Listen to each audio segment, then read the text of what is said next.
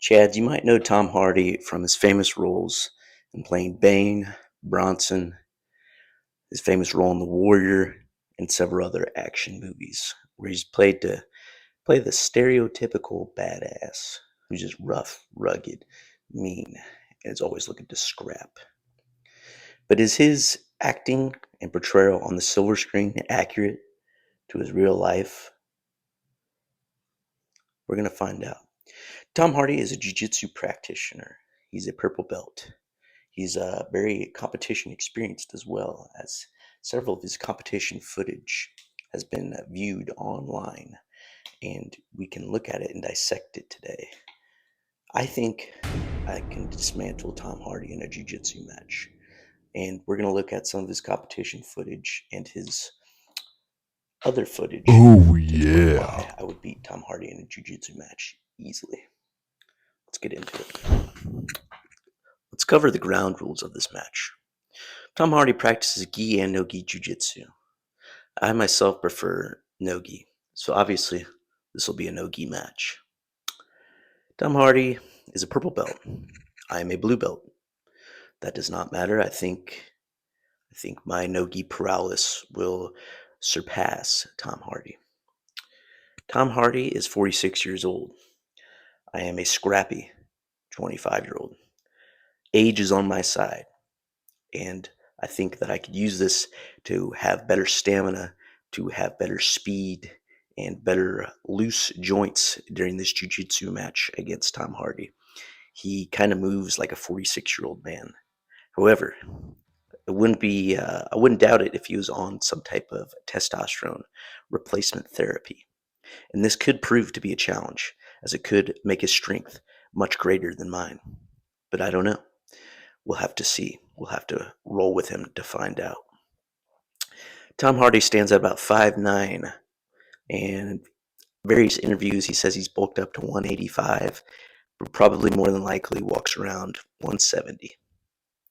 Me myself, I'm about 5'6" and a half, 5'7". Half an inch makes a difference, you know what I'm saying? And I walk around about 170 pounds.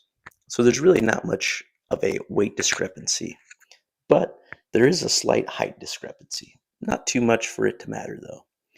It may give Tom a slight length and leverage advantage, but I highly doubt it. So that is the physical attributes in this match, in this no-gi match. So let's look at some of his footage to see how my game stacks up to Mr. Tom Hardy's. In this first clip, we're going to take a look at his pre-fight preparation, his pre-fight or pre-match rituals. Here we could see he is capturing a innocent bystander and forcing them to lubricate him with Vaseline before his bout with 6 prison guards. This shows that he is a certified greaser in his matches, and that's something I'll have to keep in mind when we go against each other. He prefers the ultra no-gi when he does no-gi, meaning he likes to strip to the nude. This will be slightly uncomfortable and hard to get grips on him in our match. However, I believe I can control him with a nice, maybe with top position, and if I am on bottom, I'll lock him in on closed guard in order to keep him from using spastic movements. Like Gordon said, when I get into the 50-50 position, I may have to figure 4 lock my legs, which is not good because you exposes you to the toe hold like he did against Nicky Rod, who broke his foot. But we have to adapt to our circumstances and our opponents. I will definitely ask the ref to towel him down before our match, just to be sure that we get as much grease off as possible. But Tom Hardy's certified, likes to do the ultra nogi and likes to grease, so that's something we got to keep in mind and not be phased with when we're out there grappling with him. Another thing we got to keep in mind when we grapple Tom Hardy is he definitely is not afraid to use his strength. In this clip here, we see him horsecock Batman over his head and then drop him down upon his knee. This is not really any judo technique or wrestling technique, wrestling throw that he's using. It is just pure strength upon Batman. And, he's not afraid to go for those spinal locks and really hurt the spine. He has no caution for his opponents. When it's game time, when it's competition time, he will do whatever it takes to win. And I have to respect that from Mr. Tom Hardy. So we gotta keep in mind that he probably is on some TRT, especially in this clip. It looks like he has some type of secret juice going through his veins in order to make him superhuman strong. So we gotta use our technique wisely, not try to outstrength Tom Hardy. We gotta watch out for the cheap blows to the kidneys, like he does here. Another thing we have to keep in mind is that Tom Hardy has MMA experience. Okay, he has several MMA bouts. And we'll analyze this MMA bout footage here. Now, MMA grappling is way different than pure sport grappling, but this shows how aggressive Tom is. It shows also that he has a little bit of a wrestling background and knows a few takedowns, but they're executed a little sloppily here. Here in this sparring session, we see him go for a duck under, and he goes to lift and return his opponent, but recklessly abandons his opponent midair. I don't know what he was trying to go for here. Just the big slam and walk away, but I don't know. If he lets go of me midair and I'm able to break fall, I can enter into his legs and hit a inside Senkaku or outside Ashi in order to get the heel hook finish. That is not very smart to just lift your opponent up and walk away. However, in MMA, he's probably going for the slam knockout. In this professional MMA bout we see him have, he is grappling and he takes down his adversary with a single leg. He runs the pipe on his adversary, and the adversary uses that momentum to enter in the ashigarami. When his opponent is in ashigarami, he tries to reap and expose the heel and cranks on Tom's heel. Tom does not use technique but brute force in order to escape this hold. He uses the backhanded fist to escape. If we're doing combat jiu-jitsu, this could be a problem, and he could hit me with some blows. However, we're doing a no-gi grappling match, and therefore he cannot use back fist on me. That'd be an immediate disqualification. Later on in the bout, after he escapes the ashigarami reap to heel hook, he gets caught up in a omoplata. All right, and this shows that that is a day one jiu-jitsu move. You got to be watching out for that. Um, you know, if you get caught in that, it just maybe it's good for MMA because you can hold your opponent down. It just shows he's a sucker for close guard offense. Okay, and you know later on he doesn't tap. He is forced. The opponent is forced to break his shoulder, and so I do not wish to break any limbs on Tom Hardy, but it shows he is a stubborn mule and will not accept defeat unless it is forced upon him. So we may have to use some breaking mechanics on Mr. Tom Hardy in order to win this grappling match. This next set of footage, we see him in a pure sport grappling, pure no-gi grappling match. Okay. There's not much footage of him just doing no-gi. There's a lot of footage of him in the gi. However, in this bout, in this tournament, he only has one other opponent. So, you know. Anywho, let's analyze this match he has with his one opponent. It starts off here. His opponent sloppily goes for a guillotine. Tom goes and throws his hips on the opposite side and passes the guillotine with ease. Yeah, and so this opponent seems not to be extremely good, to be honest. But that is okay. He's going against Tom Hardy.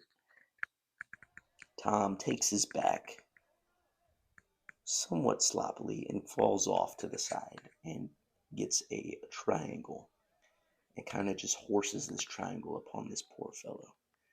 And but yes, at the end he shows good signs of sportsmanship, which is much appreciated. Here on this next footage, we see Tom in the standing position in a pure sport grappling context. He has interesting fakes to takedowns here. He acts like it's almost like he's going to punch the guy, or maybe it's more of a fake tie up. But both him and his opponent are in not good stances, not low at all. They are standing quite upright. And Tom goes for that fake. The opponent unfortunately falls for it and flies his hands up. Tom does not hit a penetration step. His knee does not touch the mat. And he literally tackles him.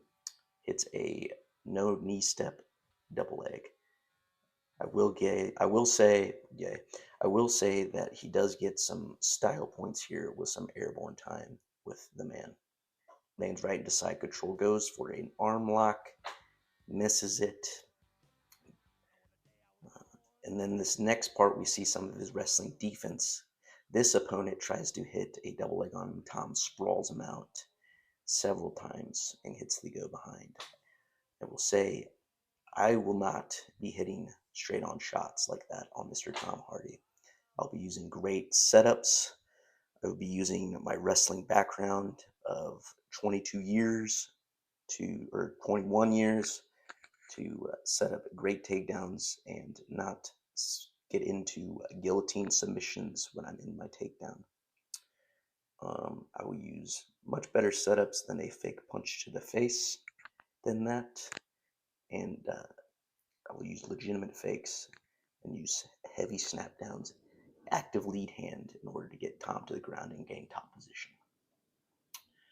Another thing I've noticed when I've watched Tom's matches is that he is always in the top position. We never really see him work from the closed guard or bottom position in any type of guard. So I believe if I gain top position and he's not going to take me down, I take him down, it would be interesting to see what he has from the bottom position. Will he surprise me and use good technique and sweeps and have a vicious bottom game?